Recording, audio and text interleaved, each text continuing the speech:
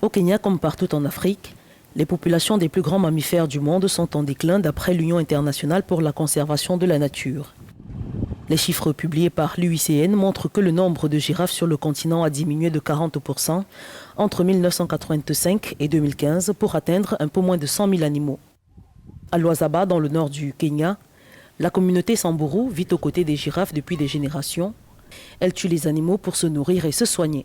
Nous utilisons même la peau de la girafe comme médicament. Nous avions l'habitude de les faire cuire, de les brûler et de frotter la peau, puis de les utiliser comme médicaments.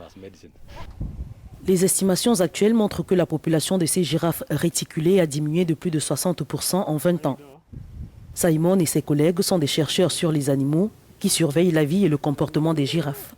Ils collectent des données et aident à sensibiliser les communautés qui vivent autour des animaux à la conservation. Il y a eu tellement de recherches sur les lions, les éléphants et d'autres espèces, mais si vous essayez de regarder la girafe, on en sait très peu sur elle et très peu de recherches ont été menées sur la girafe. La diminution de l'espèce a poussé 6 pays africains à proposer de réglementer le commerce international des girafes. Les militants des animaux font valoir que les effets du commerce international sur la population de girafes sont inconnus et qu'une étude devrait être menée pour évaluer la nécessité d'une réglementation. Voyons l'ampleur de ce commerce. Est-il international ou local? Quelle forme prend-il?